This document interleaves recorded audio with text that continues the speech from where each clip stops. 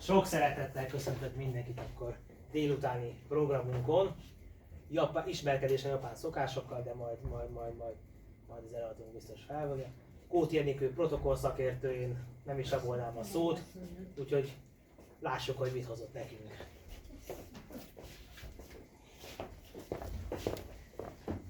Köszönöm szépen. Én is sok szeretettel köszöntök mindenkit ezen az előadáson. Így van, végzettségemet tekintve nemzetközi kapcsolatok és protokoll szakértő vagyok. Én az egyetemen főleg az európai integrációban mélyültem el és folytattam a tanulmányaimat, úgyhogy előre bocsájtanom, hogy nem vagyok japán szakértő, úgyhogy most lelkesedésből és érdeklődésből néztem utána a témának, és egy picit ilyen viselkedéskultúra, protokoll, szokások, kultúra alapon gyűjtöttem össze egy pár, hát reméljük, hogy hasznos, de minden esetre érdekes tudnivalót. És hogy miért is ez a címre esett a választásom, ismerkedés a japán szokásokkal, meghallás mesterfokon. Ugye a japán viselkedés kultúrának abszolút eleme ez a meghallás, és hogy egy nagyon-nagyon fontos szerepe van, és erről a későbbiekben még lesz szó. A mesterfokon az pedig, hát ugye, ha a japánokra gondolunk, akkor ők mindent ilyen nagyon magas szinten művelnek, mindent ilyen precízen, tökéletesen csinálnak, hát természetesen a meghallásnak is megvannak a szabályai, de hogyha csak egy japán kertre gondolunk, vagy akár a bonszájokra, az is a természetnek, ugye a természetben megtalálható dolgoknak a tökéletesítése, tehát hogy ez rájuk nagyon jellemző. És másik irány, így van. És akkor mielőtt belekezdenék magába az előadásba, lenne egy pár kérdésem a közönséghez, mégpedig azzal kezdeném, de már előzetes információim vannak is, hogy ki az, aki járt már Japánban. Igen, szuper, akkor hogyha bármit rosszul mondok, vagy van esetleg valami kiegészíteni való, akkor nagyon szívesen veszem. Biztos, hogy nem lesz. Ki az, aki járt már japán kertben? Jó. És ki az, aki evett már sushit? És ki az, aki szereti is a sushit? Jó, rendben. És látjuk ugye, hogy ezek a Japánban népszerű dolgok Európában is egyre jobban bekúsznak, és hogy ezeket általában kedveljük, szeretjük, jó dolgok ezek alapvetően, és jó ezekkel megismerkedni egy kicsit. Mielőtt a részletekbe belemegyünk, egy kicsit helyezzük el így földrajzilag, hogy miről is beszélünk, tehát az országot. Ugye az ázsiai kontinens keleti részén található Japán, egy szigetország, 4 főszigetből és sok-sok ezer kisebb szigetből, szigetcsoportból áll. A fővárosa Tokió, államformáját tekintve ugye alkotmányos monarchiáról beszélünk, ahol a császárnak egy korlátozottabb szerepe van, tehát ő a formális, tehát ugye az államfő, és a gyakorlati irányítás pedig a miniszterelnök kezében van. A Japánnak a népessége kicsit kevesebb, mint 125 millió fő, de azért jó sokan vannak. És tipikusan egy nyersanyagokban nagyon szegény ország, és ezért nagyon-nagyon jelentős az import. Japánban nagyon fontos a robotika, a gépgyártás, ez a csúcs technológiák, ez a precíziós technológia, a gépgyártás tekintetében főleg az autóipar és a hajók, a hajógyártás, ami fontos, illetve hát ugye a robotok, ami a jövőt ígéri számunkra. Japánnak a zászlója, ez egy ismeretes és hát elég könnyű lerajzolni, egy fehér téglalap, egy fektetett fehér téglalap, tulajdonképpen egy bíborvörös körrel a közepén, egy teli körrel, nem a legbonyolultabb zászlók közé tartozik. A pénzneme a yen, és a vallás pedig érdekes, mert ugye főleg a legjelentősebb az a sintó vallás, de a buddhizmus és egy nagyon picit a kereszténység is megjelenik, az tényleg csak pár százalékban. Viszont ami érdekes az az, hogy nagyjából a lakosságnak az ilyen 40%-a durván semmilyen ilyen vallás, tehát ilyen felekezethez nem kötődik, nem szervezetten vallásosak, ez jellemző rájuk.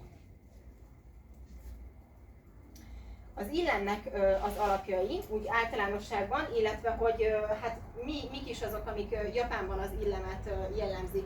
Miért is fontos erről beszélni úgy összességében? Hiszen Gondolhatnánk azt, hogy hát olyan messze van Japán, mikor találkozhatnánk még bárkivel, de hát itt már körünkben is van olyan, akinek volt lehetősége kijutni Japánba, és azért ilyenkor nem árt, hogy nem tudhatjuk, hogy mikor adódik úgy, hogy esetleg lehetőségünk van kiutazni, nem árt egy pár dologgal tisztában lenni. És ha nem mi megyünk, akkor az is lehet, hogy hozzánk jönnek. Tehát például kerülhetünk olyan közegbe, akár informális közegben, mondjuk barátokkal, de akár főleg az üzleti életben, hogy a munkahelyen, hogy mondjuk japánokkal kell tárgyalnunk, megbeszélést folytatni, és azért ilyenkor nem árt, hogyha egy picit tisztában vagyunk az ő kultúrájukkal, az ő viselkedésükkel, és egyébként pedig a kapcsolatteremtés szempontjából is ez nagyon fontos lehet, hiszen nyilván megtanulni és tökéletesen tudni nem fogjuk sosem az ő kultúrájukat, az ő viselkedésüket, mert hát azt ők tudják. Viszont, hogyha látják egy kicsit rajtunk, hogy próbálkozunk, akkor lehet, hogy annak nagyon örülnek, és egy kicsit a kapcsolatot is gördülékenyebbé tudja ez tenni akár a próbálkozást. Ami alapvetően jellemzi ezt a kultúrát, és itt az illemet, az a harmónia, ami jellemző a japánokra, a tisztelet, a tisztaság, a nyugalom. Egy patriarchális berendezkedési társadalomról beszélünk, tehát a férfiaknak van hát kiemeltebb szerepe, mondhatjuk így, és nagyon-nagyon fontos az időseknek a tisztelete, itt majd a meghajlás kapcsán is lesz erről még szó, ugye az udvariasság, és hát a pontosság, ami nem csak a japánokra jellemző, illetve nem rájuk nagyon jellemző, de nekünk is illik vagy illene betartani, hogy tiszteljük meg a másikat azzal, hogy időben kezdünk, időben érkezünk, és így tovább. Ez a tiszteletnek egyfajta kifejezése. És akkor nézzük először is a találkozást, és már itt rögtön rá is térünk majd a meghajlásra. A találkozásnál, illetve a köszönésnél, vagy a bemutatkozásnál az úgynevezett 3-as szabály jellemző, ez nálunk is így van. Ugye ez az a kor, a nem és a rang. Tehát, hogy a fiatalabb köszön az idősebbnek, az alacsonyabb rangú a magasabbnak, és ugye a nem, tehát hogy a férfi a nőnek.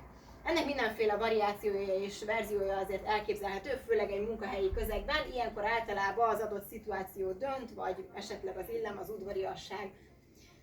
Nálunk Európában ugye a kézfogás és a puszi az, ami jellemző. Hát a japánoknál ez nem, és náluk egyértelműen a meghajlás az, ami ezt helyettesíti. A fejhajtás, manapság már jellemző egyébként, hogy ők is kezet nyújtanak, tehát hogy főleg egy üzleti közegben, vagy amikor ők is nyugati emberekkel tárgyalnak. Az ő kézfogásuk egészen más, mert semmiképpen sem lesz határozott, tehát valószínűleg egy ilyen nagyon gyenge, enyhe kézfogás, és nem fognak azt szembenézni, tehát nem kell megsértődni. Rájuk ez nem jellemző, hogy az embernek, a velük szembelévőnek a szemébe néznek, általában elnéznek valahova máshova, vagy esetleg ide a nyak környékére néznek, és még az is előfordulhat, hogy mosolyognak. Ilyenkor általában ők zavarban vannak, és ezért mosolyognak el. Nem biztos, hogy jó kedvükben mosolyognak éppen. Így van. És ami érdekes szerintem ezzel a meghajlással, mielőtt rátérünk arra, hogy tulajdonképpen hogyan is történik ez, ennek is megvan a maga szabálya, azt mondják ők ilyenkor, hogy az a meghajlás azt jelképezi, hogy a másiknak a feje, tehát az adott embernek a feje a másiknak a lelkével kerül egy szintbe, egy vonalba. Ez egy ilyen szimbolikája ennek a meghajlásnak. És hogy hogyan is történik a meghajlás? Ez általában egyszerre történik, tehát amikor két ember egymással szembe találkozik és köszönnek egymásnak, akkor egyszerre történik a meghajlás. Pontosan megfelelő távolság, hát ugye nekik nem közel kell, hogy álljanak, mert hogy kezet fognak, vagy puszit adnak, pont, hogy távolabb állnak, hát ugye ez problémás, hogyha túl közel állnak egymáshoz, akkor az lehet, hogy nem szül túl kellemes perceket. És hogy van maga a meghajlás? Ugye megfelelő távolságban állnak egymástól, fontos, hogy egy egyenes testtartásból indul, és egy picit a felső testet megdöntik, én most nem demonstrálhatom, de tehát, hogy egyenes tartás, a felső test meghajlása, és fontosak a szögek. Tehát, hogy van 15 fokos, 30 fokos és 45 fokos meghajlás. A 15 fokos az egy ilyen köszönés, már egy ilyen fejbiccentés, de azért a felső test is benne van. A 30 fokos az egy ilyen mélyebb, általában az a jellemző, és a 45 fokos az pedig már a mély tiszteletnek, tehát az egy ilyen sokkal mélyebb tiszteletnek a jele. és itt számít az, hogy milyen sokáig és milyen mélységben történik a meghajlás. Tehát ugye annál tiszteletteljesebb dologról beszélünk, minél tovább tart és minél mélyebben történik ez a meghajlás. Fontos még az, hogy a férfiaknál a test, tehát a comb két oldalán van a kéz, a nőknél pedig előre a combjukra helyezik a kezüket, és általában az ujjuk összeérnek, és úgy szoktak a nők meghajolni. Jellemző amúgy, hogy a nők, tehát mivel patriarchális társadalom, a nők sokkal mélyebben és sokkal tovább szoktak meghajolni, mint a férfiak. Vicces szituációk is adódhatnak az ismétlésből, ugyanis hogyha valaki túl hosszan tartja ki a meghajlást, és a másik fél már úgy gondolja, hogy ő felállna, hát ezt nem illik, ilyenkor illik újra meghajolni, és ilyenkor akár ilyen meghajlások sorozata is következhet, hogy nem tudják, hogy most mikor kellene abba hagyni. És egyébként diplomáciában is hát előfordulhatnak érdekes esetek, itt nem a meghajlásnak az ismétlése, hanem amit a képen látunk, Obama elnök, illetve a japán császár és a feleséget láthatóak a képen. Obama 2009-ben még elnöksége alatt Japánba látogatott, és ő úgy gondolta, hogy ő szeretne ennek a kultúrának kedvezni, és hát hogy ő majd meghajol. Igen ám, de a japán császár úgy gondolta, hogy ő meg a nyugati kultúrának szeretne kedvezni, és akkor ő meg kezet nyújtana az elnöknek. Hát ebből lett ez a vicces szituáció, hogy szegény Obama egy kicsit, hát nem szegény, de kellemetlen helyzetbe került. Egyszerre hajolt meg és fogott kezet. Itt ezt úgy lehetett volna kiküszöbölni, hogy valamelyikőjük vár egy picit, vagy úgy kivár, vagy egy kicsit jobban a saját akaratát úgymond rá kényszeríti a másikra, és úgy eldönti a szituációt, és akkor vagy mind a ketten meghajolnak, vagy kezet fognak. Hát ez nem jött össze. Ami még fontos megemlíteni, hogy ez a meghajlás olyannyira a hétköznapok részét képezi, de az üzleti életben és a munkahelyen is fontos. Cégek szoktak olyanokat csinálni, hogyha felvesznek egy új alkalmazottat, akkor megtanítják, hogy hogyan kell meghajolni. Tehát, hogy az adott céges kultúrában ez hogyan szokás, hogyan jellemző, hogyan történik pontosan, milyen sokáig, így kell leköszönni, nem így kell köszönni, tehát megtanítják az újonnan belépőket erre a meghajlásra. És ami már nem a megtartás, vagy nem a meghajlás, de még egy picit ide tartozik, az a névjegykártya átadás. Ez egyébként itt, amit most elmondok, ez nem csak Japánban, ez Európában is jellemző. A névjegykártya azért a mai napig a találkozásoknak, az üzleti találkozóknak a részét képezi, habár most már nagyon sokféle egyéb módon lehet kontaktot cserélni, ez még mindig egy ilyen kézenfekvő, kézzelfogható eszköz. Névjegykártyát két kézzel kell átadni a találkozásnál, és fontos, hogy két kézzel kell fogadni is. Illik a névjegykártyára mindig ránézni, amikor megkapjuk. És ugye a névjegykártyáról tudhatjuk meg a másik embernek a nevét, beosztását. Persze lehet, hogy elmondta nekünk, amikor találkoztunk és bemutatkozunk, de hát mi szokott történni?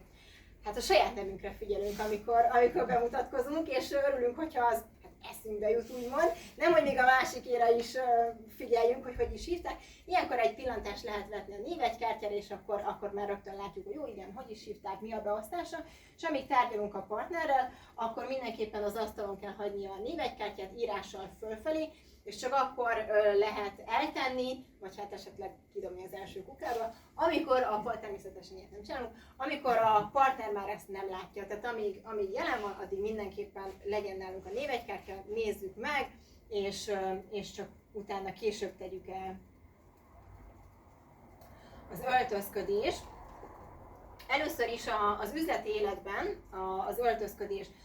A japánoknál nagyon számítanak a külsőségek, tehát egy üzleti partner attól válik hitelessé, attól hiszik el, hogy ő tényleg egy megbízható partner, hogy ő benne meg lehet bízni, ő egy jó üzlettárs lesz, gazdaságilag is megbízható, hogy milyen a kinézete. Tehát abszolút érdemes erre odafigyelni. Általában tehát a konzervatív, visszafogott öltözködés jellemzi őket az üzleti életben. Mondjuk férfiaknál egy szürke öltöny, az ahhoz megfelelő színválasztású ing vagy nyakkendő. Ami fontos, hogy a sárga színt azt érdemes kerülni, ugyanis ez a császári családnak, a császárságnak a színe, ezt nem szokták felvenni. A nők tekintetében szintén a visszafogott konzervatív öltözet az ajánlatos üzleti körökben, tehát ez egy szolid visszafogott kosztümöt takar, általában inkább szoknyás kosztümöt, mindenképpen a szoknya hosszára ez esetben figyelni kell, egy visszafogott smink, visszafogott hajviselet, és mindenképpen egy zárt orrú cipő, aminek kicsi a sarka, tehát semmi hibalkodás, illetve hát a nőknél a felső testet, a dekoltást, vállat, azt takarni kell ilyen üzleti körökben.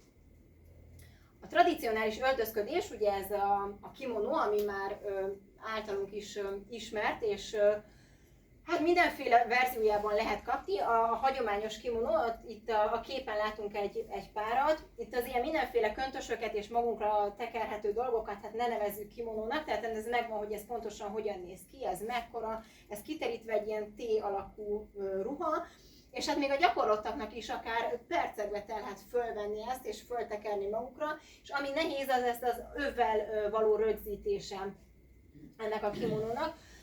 Manapság már ezeket főleg, tehát ez a nemzeti viseletük, de ünnepeken, esküvőkön, temetésen, vagy akár a teaszertartásokon ezt szokták viselni, ezt a tradicionális öltözetet. De egyébként a hétköznapokban is jellemző lehet, és férfi változata is van, ami talán kevésbé ismert, és kevesebb képet látni erről. A férfi változat az két részes, tehát van egy nadrág része, és a felső része az lényegében ugyanolyan, mint a női verzió, csak egy rövidebb változat, tehát két részes. És létezik az úgynevezett kimonó kölcsönzés, hiszen hogyha nyugati turisták Japánba mennek, hát mindenképpen fel szeretnék próbálni a kimonót, és abban szeretnének fotózkodni, és hát természetesen ezt a piaci részt kihasználták a japánok, és jellemző, hogy vannak ilyen kimonó kölcsönző helyek, ahol a turista megy, kikölcsönzi, felveszi, abban fotózkodik, és hát mennyire jó egy ilyen autentikus ruhában, az autentikus közegben, a történelmi utcákon végig sétálni egy ilyen kimonóban, tehát egy egészen más élményt nyújthat a turisták számára.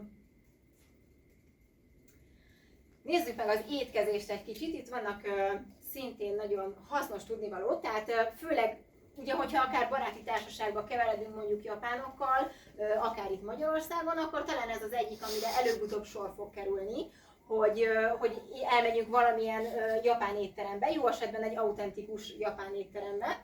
Majd a végén ajánlok is egy ilyet, hogyha valakinek van kedve ellátogatni. Ugye a sushi az, ami nálunk is egy ismert japán étel. Sokan ettől félnek, mert hát azt gondolja, hogy fú, hát az nyers hal, az biztos valami nagyon, nagyon rossz, és semmiképpen sem szeretnék kipróbálni. Nem kell, hogy feltétlen nyers halat tartalmazzon, tehát a sushiba végül is bármit bele lehet tekerni, amit valaki szívesen megeszik, tehát semmiképpen nem feltétlenül beszélünk nyers dologról. Viszont az tény, hogy nagyon sokszor a friss és a nyers alapanyagokkal ők előszeretettel dolgoznak, tehát van olyan, amikor ténylegesen nyers dolgokat esznek. Itt elengedhetetlen nyilvánvalóan, hogy ez minél frissebb legyen. Az evőpálcika, hát igen, beraktam egy ilyen vicces mémet, hogy hát valami, amivel, vagy minden eszköz közül, hát miért pont két botot tudta kiválasztani arra, hogy a pici rizsszemeket fölvegyék. Az ő rizsük azért egy kicsit más, tehát ez egy ilyen ragacsosabb, jobban összeáll, nem szemenként kell ugye ezt megenni. Az evőpálcikával nagyon fontos, hogy hát nem szabad vele, nem illik vele mutogatni, hadonászni, nem illik rászúrni az ételt, nem illik egy tálrizsbe mondjuk így beleszúrni, nem illik válogatni, turkálni vele az ételt, és nem illik lenyalni se az evőpálcikát. Azzal enni kell, majd pedig az arra kihelyezett kis pici tartóra a tányér mellett oda kell helyezni, hogyha már nem használjuk. Illetve amit még meg kell említeni, hogy a szójaszósz az az ő étkezésüknek egy fontos kiegészítő eleme. A szójaszószt hát nem szabad így ráönteni, vagy hát nem illik így ráönteni az ételre, így meglocsolni vele, az szintén az étel mellett egy kis tálkában van, és az ételt magát belemártogatják, és akkor úgy fogyasztják el. A rizsnek nagyon nagy jelentősége van, tehát nem csak mint köretként fogyasztják, hanem akár étkezések között is esznek rizs. Tehát van minden étkezésnél külön kis tálban van egy rizses tál, amiben csak rizs van, és akkor ezt ők akár étkezések között is fogyasztják. És hogyha egy ilyen egyértelmű jelzéseket használnak, hogyha a rizses tál üres, valaki megette, az azt jelenti, hogy ő nem kér többet. Hogyha egy picit hagy benne, akkor az azt jelenti, hogy ő még szeretne kérni, és akkor még hoznak neki még több rizst. Japán egy olyan hely, ahol illik szürcsölni, nem hogy nem illik, hanem kifejezetten illik, és azt jelzi, hogy akkor neked az ízlik, te azt szívesen fogyasztod. A levest ők úgy fogyasztják, hogy megfogják így általában bal kézzel, és akkor jobb kézben van a pálcika, kieszik belőle a szilárd részeket a pálcikával, és akkor ami megmarad, azt két kézzel beszürcsölik, és nyugodtan hangot is lehet hozzá adni. És valamiért a japánok nem használnak szalvétát, hanem az étteremben ilyen kis nedves kendő van, és ezzel törlik meg a kezüket. Ez az évszaknak megfelelően télen egy meleg kendőt adnak, nyáron pedig egy ilyen hűvösebb kendőt, és akkor ezzel lehet kezet törölni. És ugye míg mi Európában a pincérnek általában, hogyha fizetni szeretnénk, vagy oda szeretnénk hívni, és az inkább a fizetésre vonatkozik, akkor így feltartjuk az ujjunkat és jelzünk neki. A japánoknál van erre egy ilyen két ujj keresztbetett verziójú jelzés, ők ezzel jelzik, hogyha szeretnének fizetni az étteremben. És akkor az evés után jöhet a teázás és a teakultúra. Valóban jellemző az, hogy az étkezések után fogyasztanak teát, de egyébként teával a nap bármely pontján megkínálhatnak minket. Ők bármikor előszeretettel fogyasztják. Ami ugye náluk jellemző, ez a zöld tea, ez a sencha tea, és tényleg lényegében ezt ők bármikor képesek fogyasztani. És hát ők a teázást is ilyen egész magas szintekre emelték, és tehát ilyen rituálékat csinálnak tulajdonképpen a teázáshoz. Ezt szeretném felolvasni ezt az idézetet, mert azt gondolom, hogy így nagyon jól mutatja és nagyon jól leírja azt, hogy mit is jelent számukra ez a teaszertartás, vagy ez az egész ennek a kultúrának a tökéletesítése. A teakultúra a puritanizmusnak és a harmóniának, a kölcsönös jó akarat szellemének, valamint a társadalmi rend romantikus felfogásának a hitvallása. Célja valójában a tökéletlen, hiszen a lehetséges harmónia megteremtésére törekszik egy lehetetlen közegben, amit életnek hívunk. Tehát ők itt próbálnak tökéletesíteni, próbálják mindent a megfelelő koreográfia, ceremónia szerint megalkotni, és a tea szertartásnak a része az, hogy ehhez van kijelölt épület is, hogy ez hol történik, megvan a megfelelő berendezés, teamester van, aki ezt az egész ceremóniát levezeti, és megvannak a megfelelő eszközök is, amiket ehhez használni kell. Ezek akár órákon keresztül is eltarthatnak, tehát akár 3-4-5 órás teaszertartások is vannak, de ilyenkor az étkezés is ennek a részét képezi, először esznek, és akkor utána jön maga a teaszertartás, aminek tényleg minden mozdulata nagyon, nagyon kidolgozott, és nagyon megvan, hogy pontosan hogy tartják a kezüket, hogy hajtják be azt a kendőt, amit a kezükben tartanak, hogy szedik a port. Ugye ők ilyenkor általában hát mindenképpen zöld teát csinálnak, általában a matcha teát szokták csinálni, ami ugye egy ilyen porított, porrá örölt zöld tea, és akkor azt kevergetik el, azt szolgálják fel. Ezt ilyenkor nem illik rögtön egybe meginni, kortyonként kell meginni, és tényleg megvan, hogy hogyan illik viselkedni a vendégnek, és hogy hogyan vezeti le az egész ceremóniát maga a teamester. Ilyeneket egyébként már Magyarországon is ki lehet próbálni, természetesen ez is bejött hozzánk. Nálunk van a Magyarországi Japán Tea Egyesület, akik kifejezetten nekik az a céljuk, hogy ezt a japán tea kultúrát meghonosítsák. Az egyesületnek az elnöke Rajzó Kontor Kornélia, aki Magyarország egyetlen teamestere, és Japánnak az egyik legautentikusabb és a legkomolyabb családjától, dinasztiájától tanulta el ezt a mesterséget, ezt a tudást, és az ő célja az, hogy itt Magyarországon is minél többeket ezzel megismertessen, bemutassa ezt a kultúrát, és egyébként még workshopokra vagy tanfolyamokra is el lehet menni. Vannak kezdő, haladó, vagy középhaladó, haladó tanfolyamok is, tehát el lehet ezt sajátítani. Evezzünk át egy picit más vizekre, és nézzük meg, hogy milyen a japánoknak az otthona. A japánoknál nem jellemző a vendégeskedés. Ennek az az egyik legpraktikusabb oka, hogy nagyon sokan vannak viszonylag kis területen, és a lakásaik is nagyon kis területűek, nem nagyon tudnak vendégül látni sok embert, és nem is annyira szeretnek, ők is általában máshol találkoznak egymással, tehát elmennek étterembe, vagy éppen egy teaházba, és akkor ott találkoznak egymással. Viszont, hogyha mégis meghívnak minket, akkor azt nagyon úgy kell fogadni, hogy ez egy megtiszteltetés, hogy minket az ő otthonukban vendégül láttak. Jellemző ugye náluk ez az alacsony asztal, amin párnára ülnek, vagy éppen letérdelnek, vagy törökülésbe ülnek, legugolnak. Hát nem a legkényelmesebb, meg kell szokni ezt a ülő verziót. De minden esetre esztétikus, és nagyon jól illik abba a környezetbe, abba a közegbe, amiben ők vannak. Az ő otthonaikat is egyébként a letisztultság, az egyszerűség, a rend, a harmónia jellemzi. Ami érdekesség, és hát most a keresgélések alapján jött velem szembe, ezek a melegítős asztalok. Tehát ezeket úgy kell elképzelni, ezek egyre elterjedtebbek Japánban, és ők ezt tényleg használják. Nem feltétlen mindig fűtik be az egész lakást, tehát elképzelhető, hogy a lakásban hideg van, viszont nem szeretnek úgy együtt lenni, vagy úgy étkezni, hogy fáznak közben. Ezért ezekben az asztalokban ilyen fűtőszálak vannak, és ilyenkor mindenki bebújik alá, így betakarják magukat, és akkor itt töltenek el órákat, esznek, játszanak, beszélgetnek, vagy bármi, amihez kedvük van. Úgyhogy ez szokatlan, tehát ez nálunk nem jellemző. Egy pár szót az ünnepekről. Most abszolút ideje van, és tulajdonképpen mostanában történik a cseresznyefa virágzás, ahol hát gyönyörű képeket lehet látni az interneten, és élőben pedig biztos, hogy még szebb. Ez nagyon fontos a japánoknak, ez a cseresznyevirágzás, és ezeknek a fáknak a megcsodálása. Ilyenkor különböző rendezvényeket szerveznek, összegyűlnek az emberek, általában piknikeket tartanak, beszélgetnek egymással, játszanak, együtt vannak. Tehát tényleg ilyenkor ebben a pár hétben, amíg ez tart, ekköré szervezik a közösségi életüket, és ilyenkor a különböző médiumokban is erről hírt adnak, tehát hogy mikor, hol lehet éppen, mikor, hol virágzik éppen a cseresznyefa, hova kell menni, ezt abszolút követik, és akkor az emberek, az érdeklődők, a helyiek és a turisták is tudnak ehhez alkalmazkodni.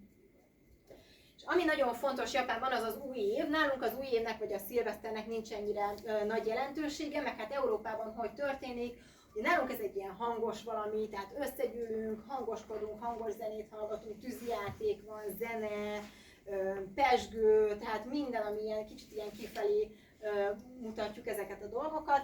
Japánoknál ez másképpen működik, náluk ez egy sokkal visszafogottabb, bensőségesebb ünnep, és sokkal inkább az elvonulásról, a családról, a szűk családi körről szól, amikor ők összegyűlnek, együtt vannak, együtt mondjuk különböző hagyományos játékokat játszanak, vagy olyan ételeket esznek, amiknek megvan a szimbolikája. Ugye ez nálunk is jellemző, hogy nem eszünk szárnyas, nem eszünk halat, mert ezért így szerencsétlen, úgy bal szerencsés, stb. Náluk megvan az, hogy melyik ételnek szintén, hogy mi a jelentősége, ők, hogy mondjuk melyik az, amelyik szerencsét hoz, melyik az, amelyik hosszú életet biztosít, melyik az, amelyik a gonosz szellemeket előzi, vagy éppen bőséget, termékenységet hoz, tehát ők ezekre nagy hangsúlyt fektetnek. És szintén, amit még ilyenkor új évben szoktak csinálni, hogy együtt elmennek és a szentélyeket meglátogatják, ez náluk egy ilyen tradíció, illetve hogy együtt megnézik az új évnek az első napfelkeltéjét. Ugye a Japán a felkelő nap országa, annyira keleten van, hogy így ezt a nevet kapta, és akkor együtt szokták megnézni a családok az első napfelkeltét. Az ajándékozás. Először egy pár szót a virágokról. Ez nálunk is így van egyébként, hogy páratlan számú, tehát ugyanolyan virágok esetén, hogyha egy csokor virág van, ugyanolyan típusú virágok vannak, akkor 11 alatt páratlan számot illik adni, afölött már erre nem kell tekintettel lenni, illetve hogyha egy vegyes csokorról beszélünk, akkor szintén nem kell tekintettel lenni arra, hogy mi a szám. Cserepes virágot nem szokás adni, hát főleg mondjuk egy diplomáciai vagy protokoll alkalom esetén cserepes virágot nem szoktak, tehát az úgy nem annyira néz ki, hogyha leszáll a delegáció a reptéren, és a feleségnek a kísérőnek mondjuk a kezébe nyomnak egy cserepes virágot, hát nem annyira tud vele mit kezdeni, de nyilván fontos a vágott virág esetén is, hogy ilyenkor hát a protokollosok, vagy valaki gondoskodjon arról, hogy az el is legyen véve az a virág. Tehát rendben van, hogy átadják, meg ez a gesztus, ez a protokoll szabály, de hogy ezt utána a hölgy nem fogja a taxit, vagy hát nem fogja az autóban, a konvojban így magával vinni, hanem ezt el kell venni tőle, de erre ők figyelnek. Illetve még a Japánban érdekes, hogy megvannak ugye nálunk is, hogy milyen típusú virágokat mondjuk nem illik adni. Japánban a fehér színű virágokat illik kerülni, az náluk így a halál és a temetésnek a szimbólumával függ össze, úgyhogy fehéret általában nem szoktak adni. Az ajándékoknál a csomagolásra nagyon nagy hangsúlyt fektetnek, tehát gyönyörűen becsomagolják az ajándékokat, és még hogyha pénzt ajándékoznak, azt is különbe szokták csomagolni. És amit még ők hát nem szoktak, az az, hogy nem mondják ki az ajándékot ott egymás előtt, amikor átadják. Ezt azért kerülik el, hogy ne legyen esetleg sértődés az ajándéknak az értékéből, inkább átadják az ajándékot, és majd otthon, aki megkapta, az majd otthon kibontja. Az ajándékot mindig két kézzel szokták átadni, ez valamiért náluk így jellemző, így alakult ki. És vannak bizonyos számok, amikre oda szoktak figyelni, vannak a szerencsés és a nagyon szerencsétlen számok. Szeretik a páros dolgokat, tehát például páros ajándékot adni, ami úgy párban van, az egy jó dolog. Illetve a 8-as szám, ami nagyon szerencsés náluk, tehát az nagyon jó, minden, ami 8-as, azt imádják. És a 4-es és a 9-es szám az, amit nem. Mert a 4-es számot, hogyha kiejtjük, nem tudok japán nyelvezkéket adni, a 4-es számot, hogyha kiejtjük, akkor az a halál szóval egyezik, a 9-es szám pedig a szenvedés szóval egyezik kiejtve, és ezért ők ezeket inkább kerülik, és az ajándékok tekintetében is ezt inkább elkerülik. És akkor még egy pár érdekesség így a végére, amiket érdekesnek találtam, viszont ugye egyik előző kategóriába sem illettek bele. Ugye mi, amikor magunkról beszélünk és magunkra hivatkozunk, akkor ide mutatunk, hogy én ezt csinálom, azt csinálom, én vagyok az, ők az orrukra mutatnak valamiért. A japánoknál nagyon fontos az autó, és egy ilyen autókultusz van náluk, jó kis automárkáik is vannak. Nagyon sokba kerülött egy lakás, és nagyon sokaknak nincs saját lakása, viszont hogy mégis legyen valami sajátjuk, hát náluk ez a saját dolgot, ezt a birtoklást, ez az autó fejezi ki, és általában jellemző, hogy nagyon jó autóik, nagyon drága autóik vannak, az autóra nagyon odafigyelnek, rendben tartják, tisztán tartják, tehát az autó az náluk fontos. Mint már említettem, a sárga színt azt általában elkerülik, ugye a császári család miatt, és hát hogyha a japánokkal találkozunk, és a szituációt el szeretnénk ütni egy viccel, vagy valamivel oldani szeretnénk, nem biztos, hogy a vicc lesz a legmegfelelőbb, valamiért ők a nyugati vicceket nem értik, és nem találják viccesnek, úgyhogy nem fognak rajta nevetni. Lehet, hogyha mosolyognak, hát lehet, hogy akkor csak zavarban vannak, úgyhogy nem biztos, hogy viccelődéssel kell elütni a helyzetet. És a közlekedési eszközökön pedig ők nem szoktak telefonálni, tehát nem lehet a telefonon beszélni, lehet nyomkodni, lehet SMS-t, e-mailt írni vagy bármi, de kifejezetten táblák jelzik azt, hogy ne beszéljenek hangosan a telefonon. Ez nálunk is hasznos lenne talán. És akkor egy kis ajánló, hogyha valakinek megjött a kedve így a japán kultúra még mélyebb megismeréséhez, akkor én szeretnék ajánlani, ezeket úgy többé-kevésbé saját tapasztalatból mondom. Budapesten, hogyha szeretnénk ellátogatni egy autentikus japán étterembe, akkor nagyon tudom ajánlani a Sushi Sej éttermet, az a Kolosi téren a Bécsi úton van, valóban autentikus japán étterem, tehát hogy tényleg minden alapanyagot, a szakácsok is abszolút Japánból, tehát japán szakácsok, japán tulajdonos, úgyhogy nagyon-nagyon jó hely. Hogyha egy kicsit a kultúra világában, vagy a művészetek világában szeretnénk elmélyülni, akkor a Hopp Ferenc Ázsiai Művészeti Múzeumban lehet nem csak Japánra vonatkozó, de az ázsiai kultúrát megismertető kiállításokkal találkozni. Hogyha a filmeket szeretjük, akkor hát talán akár ma este is meg lehet nézni az Egy Gésa emlékiratait, esetleg az Utolsó szamurájt, vagy hogyha valaki az animációk, a rajzfilmek világába szeretne egy kicsit elmerülni, akkor a Ghibli stúdiónak valamelyik animációs filmjét. És mivel ilyen kellemes idő van, ezért akár ma délután, de akár holnap is egy japán kertben lehet látogatni. Budapesten ugye a Margit-szigeten van japánkert, az Állatkertben van japánkert, Zuglóban, a Varga Márton kertészeti iskolában egy nagyon szép japánkert, és hogyha egy picit messzebbre mennék, akkor a Szentendrei japánkert is gyönyörű és érdemes megnézni. És akit már említettem, a képen a hölgy, a Magyarországi Japán Tea Egyesületnek az elnöke, valóban az ő honlapjukra is érdemes lehet ellátogatni. Nekem volt szerencsém egy előadást hallgatni tőle, nem a teázásról, de azt is nagyon szívesen meghallgatnám. Egyébként egy fókusz report például van vele az interneten, azt meg lehet nézni, ahogy ő ezt bemutatja, ahogy ő ezt megtanulta. Úgyhogy őket, ha valaki esetleg a teázásban szeretne elmélyülni, és a teakultúrában, akkor az ő egyesületüket például meg lehet keresni. És hát végül, de nem utolsó sorban, hogyha valakinek van kedve, vagy szerencséje, lehetősége, akkor hát a legjobb, hogyha elutazik Japánba. És talán úgy lehet a legjobban megismerni ezt a kultúrát. Úgyhogy én ezzel köszönöm szépen a figyelmet, és további jó nézelődést kívánok mindenkinek.